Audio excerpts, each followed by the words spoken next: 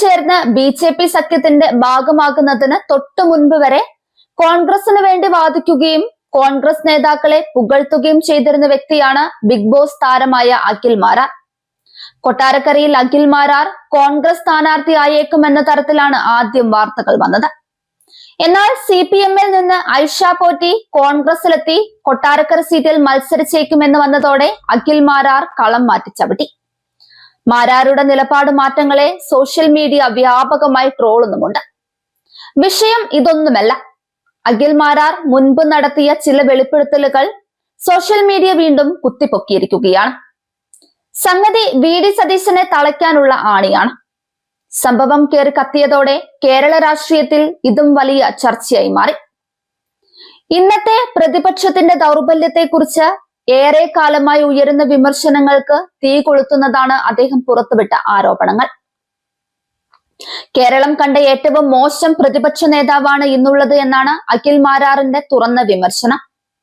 സർക്കാരിനെതിരെ ശക്തമായ നിലപാടെടുക്കാൻ മടിക്കുന്ന പാർട്ടിക്കുള്ളിലെ ഉയർന്നു വരുന്ന ശബ്ദങ്ങളെ ഒതുക്കുന്ന നേതൃശൈലിയാണ് നിലവിലുള്ളതെന്നാണ് അദ്ദേഹത്തിന്റെ ആരോപണം. മാത്യു കുഴൽനാടൻ ഉയർത്തിയ വിഷയങ്ങൾ പോലും നിയന്ത്രിച്ച് സ്വന്തം രീതിയിലേക്ക് കൊണ്ടുവന്നുവെന്ന പരാമർശവും മാരാർ ഉന്നയിക്കുന്നുണ്ട്. നേരിട്ട് ഈ പാർട്ടിയിൽ തന്നെയുള്ള പലരും അനുഭവങ്ങൾ പറഞ്ഞിട്ടുണ്ടെന്നും തല്ലുകൊള്ളുന്ന യൂത്ത് കോൺഗ്രസുകാർക്ക് വേണ്ടി ഒന്നും ചെയ്യാത്ത നേതാവാണ് സതീശനെന്ന് ഒറ്റക്കാഴ്ചയിൽ ബോധ്യപ്പെട്ടിട്ടുണ്ടെന്നും മാരാർ പറയുകയാണ്. താൻ ജർമ്മനിയിൽ നിന്ന് വരുന്ന വഴിക്ക് ദുബായിൽ വെച്ച് അദ്ദേഹത്തെ കണ്ടെന്നും തനിക്ക് വേണമെങ്കിൽ സെലിബ്രിറ്റി ജാട കാണിക്കാമായിരുന്നുവെന്നും മാരാർ പറയുന്നു. പക്ഷെ അവിടെ സതീശൻ ജാട കാണിച്ചു. ഇദ്ദേഹം ഒരു ബുക്കെടുത്ത് വലിയ ജാടയൊക്കെ ഇട്ട് ഒരു സ്ഥലത്ത് പോയിരുന്നു. എന്നിട്ട് ഫ്ലൈറ്റ് എടുക്കുന്നതിന് തൊട്ടു മുൻപ് വരുന്നു. സാധാരണ മമ്മൂട്ടിയും മോഹൻലാലും ഒക്കെയാണ് ഫ്ലൈറ്റ് എടുക്കുന്നതിന് തൊട്ടു മുൻപ് വരുന്നത്. അരമണിക്കൂർ മുൻപ് അവിടെ വന്നിരുന്നാൽ അദ്ദേഹത്തിന് ഒന്നും സംഭവിക്കാൻ പോകുന്നില്ല എന്നാണ് മാരാർ പറയുന്നത്. മമ്മൂക്ക പോലും ഇത്രയും ജാട കാണിക്കുന്നില്ലെന്നും അദ്ദേഹം പലരുമായും സംസാരിക്കുന്നുണ്ട്, ഫോട്ടോ എടുക്കുന്നുണ്ടെന്ന് മാരാർ പറയുകയാണ്. ആ സമയം ഒരു പ്രതിപക്ഷ നേതാവ് ജനങ്ങളോട് ജാടയിട്ടിരിക്കുന്നു. കാണുമ്പോൾ ചാണകം വാരി എറിയാൻ തോന്നുമെന്നും ആ രീതിയിൽ ഇരിക്കുകയാണെന്നും ഇത്രയും ജനരോഷമുള്ള ഒരു നാട്ടിൽ പ്രതിപക്ഷ നേതാവ് സംസാരിക്കാൻ വന്നാൽ ആളുകൾക്ക് അതെന്തൊരു സന്തോഷമാവുമെന്നും മാരാർ പറയുകയാണ്. ഒരിക്കൽ കണ്ണൂർ വിമാനത്താവളത്തിൽ വെച്ച് കണ്ടപ്പോഴും അതേ മനോഭാവമാണെന്നാണ് മാരാർ പറയുന്നത്. വ്യക്തിപരമായി തന്നോടുള്ള പെരുമാറ്റത്തെ കുറിച്ചല്ല പറയുന്നതെന്ന് മാരാർ എടുത്തു പറയുന്നുണ്ട്. ജനങ്ങളോടുള്ള പെരുമാറ്റത്തെ കുറിച്ചാണ്.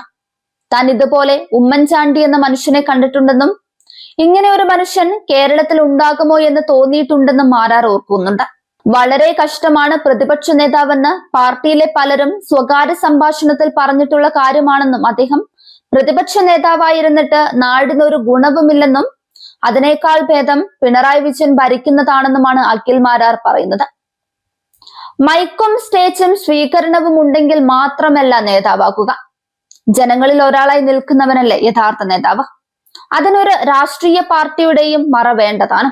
ഇതിനകം തന്നെ സംഘടനാ തലത്തിൽ ക്ഷീണം അനുഭവിക്കുന്ന പ്രതിപക്ഷത്തിന് ഈ പരസ്യ വിമർശനം വലിയ തിരിച്ചടിയായിരിക്കുകയാണ്.